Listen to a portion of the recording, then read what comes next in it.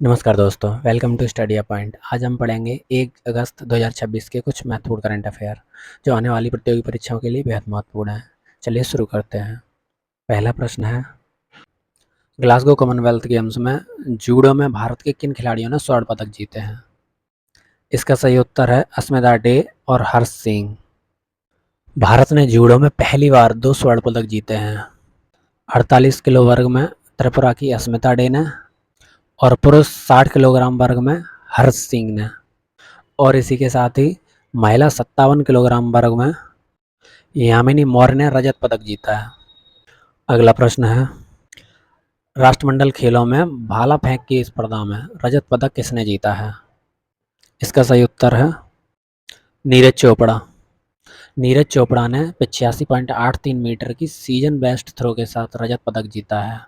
और श्रीलंका के रूमीस थरंगा पथिरागे ने 89.75 मीटर के साथ स्वर्ण पदक जीता तथा भारत के यशवीर सिंह ने 85.41 मीटर के व्यक्तिगत सर्वश्रेष्ठ थ्रो के साथ कांस्य पदक जीता।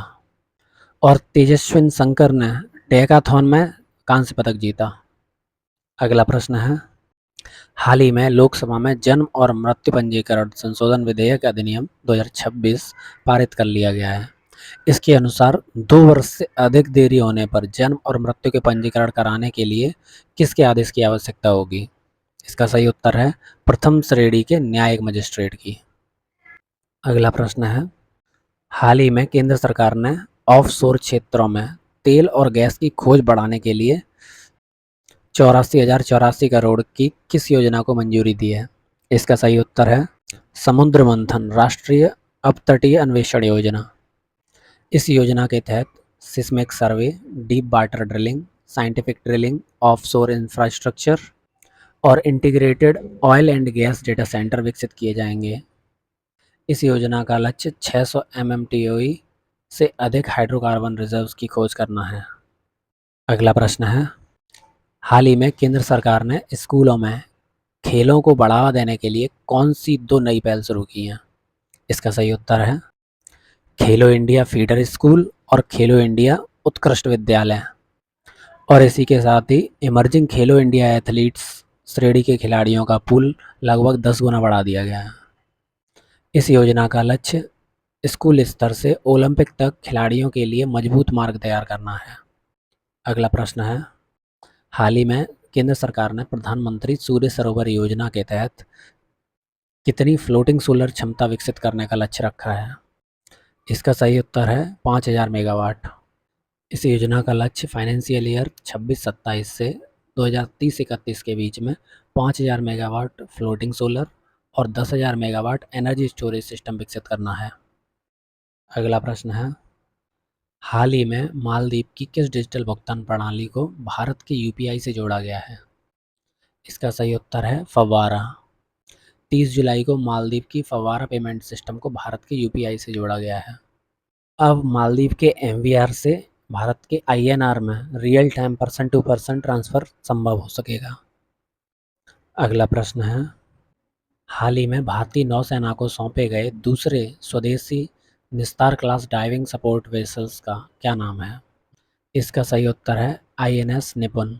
आईएनएस निपुण निस्तार क्लास का दूसरा डाइविंग सपोर्ट वेसल है जिसे 30 जुलाई 2026 को भारतीय नौसेना को सौंपा गया है। इसका पहला जहाज आईएनएस निस्तार जुलाई 2025 में नौसेना में शामिल हुआ था। आईएनएस निपुण का उपयोग deep sea diving, under water salvage, ROV operations और डीएसआरवी मदरशिप के रूप में किया जाएगा। इसे हिंदुस्तान शिपयार्ड लिमिटेड विशाखापट्टनम ने बनाया है। अगला प्रश्न है, 19 सितंबर से 4 अक्टूबर तक जापान के आइची नायोगा में आयोजित होने वाले 20वें एशियन खेलों का आदर्श वाक्य क्या है? इसका सही उत्तर है इमेजिन वन एशिया। जापानी में कोको दे हितोत्सु नी। इसका मुख्य स्टेडियम पोलोमा मिजुहो स्टेडियम है। इन गेम्स में भारतीय पुरुष हॉकी टीम का पहला मैच 20 सितंबर को इंडोनेशिया के खिलाफ खेला जाएगा। पहले एशियाई खेल 1951 में नई दिल्ली में आयोजित हुए थे। अगला प्रश्न है, हाल ही में सीबीआई फिजी से किस इंटरपोल रेड नोटिस आरोपी को भारत वापस लाई है? इसका सही उत्तर है राहुल समराव कालोखे। इसमें पुणे सिटी पुलिस का लगभग 2.38 करोड़ निवेश धोखाधड़ी मामला था। पुणे पुलिस के अनुसार काले पर शेयर बाजार में 6 से 8% मासिक रिटर्न का झूठा वादा कर लगभग 2.38 करोड़ का निवेश ठगी करने का आरोप है। उसकी गिरफ्तारी इंटरपोल रेड नोटिस के आधार पर हुई है। रेड नोटिस किसी भगोड़े आरोपी की तलाश और गिरफ्तारी के लिए अंतर्राष्ट्रीय अनुरोध होता है। यह स्वयं गिरफ्तारी वारंट नहीं है। इंटरपोल का मुख्यालय लियोन, फ्रांस में है। सीबीआई का ऑपरेशन त्रिशूल विदेशों में छिपे वांछित आरोपियों को भारत लाने के लिए चलाया जाता है। अगर आपको ये वीडियो पसंद आई हो तो वीडियो को लाइक करें और स्टडी पॉइंट चैनल को सब्सक्राइब करें और अपने दोस्तों के साथ शेयर करना ना भूलें। धन्यवाद।